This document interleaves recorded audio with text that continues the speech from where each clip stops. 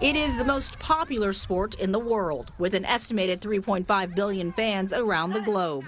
And as the sport continues to grow here in the U.S., some unique challenges have come with it.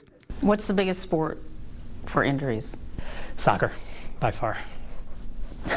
Why? I think a lot of it is, part of it is, out here in California, it's readily accessible. Everyone's playing soccer from a young age. You just need a ball, need a goal, and need a bunch of kids to play with. So I think part of it is just it's easily accessible.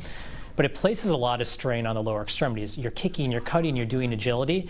And there's this kind of almost this business of, let's get our kids in the club, let's get our kids training, let's get our kids year-round, and everyone wants that goal to get to the next level. Dr. Nirav Pandya is an associate professor of orthopedic surgery and the chief of pediatric orthopedics at UCSF Benioff Children's Hospital. He says kids used to play multiple sports. Now many play just one, and they play it nonstop. I do think, though, now the way we've changed, we are seeing more and more injuries in terms of kids playing one sport. And as a result of that, we're seeing kids get adult injuries at younger ages. So what we saw in athletes at age 25 and 30 are now happening in 14, 15, 16-year-olds. The most common injuries for soccer players, he says, are knee injuries, torn ACLs that bring with them a 9 to 12-month recovery. That's what 14-year-old Walter Galindo is facing. He tore his ACL and meniscus. I slide tackled and I twisted my leg, and I tried to get up, and I just couldn't get up. It gave up on me. Soccer is, in fact, the only sport Walter plays because he says it's the only sport he likes, and he dreams of playing professionally. I love it so much. I've been playing for 5 years. Every single time I have the chance to go out and play, I do play.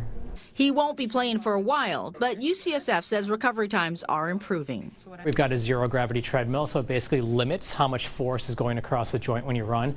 So it's great for getting people doing things without putting that pressure on their body when they're rehabbing. So it's really revolutionized how quickly we get people back to things. And when it comes to solutions, doctors say you have to look beyond treatment to prevention. And back up. Beautiful.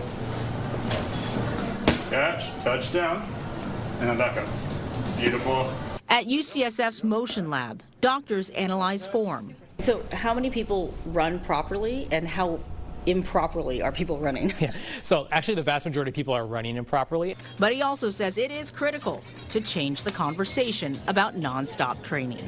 Look, you don't have to find that extra training session for them.